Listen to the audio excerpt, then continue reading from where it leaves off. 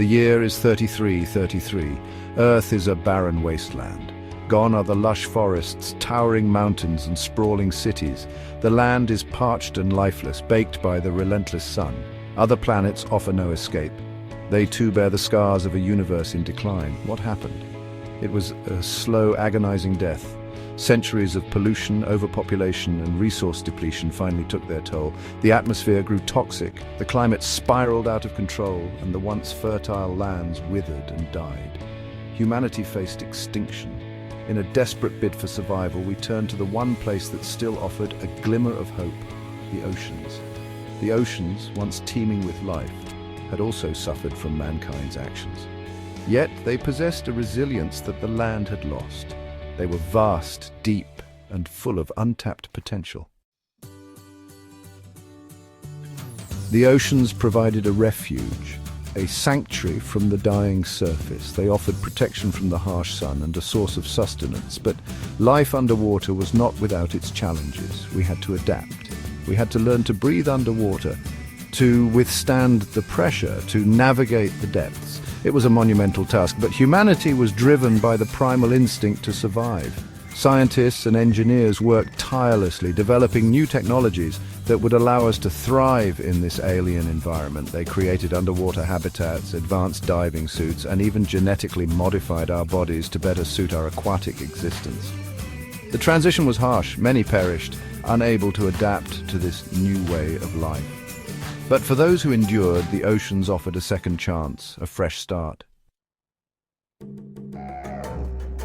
Over centuries, we built new civilizations beneath the waves. Massive, self-sufficient cities rose from the ocean floor, each a testament to human ingenuity. These cities were marvels of engineering, constructed from durable, pressure-resistant materials and powered by the ocean itself. These cities were not just functional, they were beautiful. Bioluminescent plants and animals lit up the depths with an ethereal glow.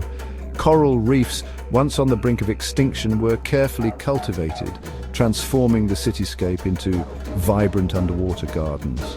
Life in the underwater cities was different, but not unpleasant.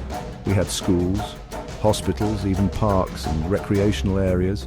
We had adapted to our environment, finding new ways to live, to work, to play. One of the most significant advancements was harnessing the power of the ocean itself. We built massive tidal power plants, extracting energy from the ebb and flow of the tides. This provided a clean, renewable source of energy for our underwater cities. We also learned to harness the power of hydrothermal vents, those underwater geysers that spew forth heat from the Earth's core. This geothermal energy provided another source of clean power, further reducing our reliance on fossil fuels. The oceans were not just our home, they were our lifeline. They provided us with the resources we needed to survive and thrive. Life underwater presented unique challenges. Corrosion was a constant threat. Communication was difficult. The vastness of the ocean could be both awe-inspiring and terrifying, but for every challenge we found a solution. We developed new materials resistant to corrosion, new forms of underwater communication, and new vehicles capable of exploring the deepest trenches. We learned to farm the oceans, cultivating seaweed, algae, and other marine plants for food. We even domesticated certain species of fish, creating underwater farms that provided a sustainable source of protein. Life underwater was different, but it was life. And in this strange, watery world, humanity found a way to persevere. The transition to underwater farming was not easy. We had to learn which species thrived in artificial environments, how to manage underwater crops, and how to protect our farms from predators and diseases. Yet we persevered. We developed innovative techniques like using bioluminescent algae to attract fish and crustaceans to our farms. We even genetically modified certain species to make them more resilient and nutritious. The oceans, once a source of mystery and danger, became our breadbasket. They provided us with the sustenance we needed to survive. Life in the year 3333 was vastly different from the life our ancestors lived on the surface. We had adapted to our environment, developing new customs, traditions, and even a new language, better suited for underwater communication. Yet we never forgot our past. We preserved the knowledge, the history, and the culture of our ancestors, passing it down from generation to generation. We built underwater museums filled with artifacts from the surface, reminding us of where we came from and the mistakes we had made. We also looked to the future, constantly striving to improve our technology, expand our knowledge, and ensure the survival of our species. Living in the oceans brought us closer to nature. We learned to coexist with the marine life, respecting their habitat and their role in the delicate balance of the ecosystem. We marveled at the beauty and diversity of the underwater world, from the smallest plankton to the largest whales.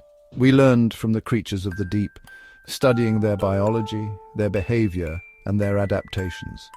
This knowledge helped us improve our own technology and further adapt to our aquatic environment. The oceans were no longer a foreign, hostile world. They were our home, and we were a part of their intricate web of life. Life in the year 3333 was a testament to the resilience and adaptability of the human spirit. Faced with extinction, we had not given up. We had adapted, innovated, and ultimately survived. We had learned from the mistakes of the past, vowing to never again repeat them. We had embraced our new home, learning to live in harmony with the ocean and its creatures. The future was uncertain, but one thing was clear: humanity would endure. We would continue to explore, to learn, and to evolve, ensuring that the light of consciousness would not be extinguished in the vastness of the cosmos. Our journey beneath the waves was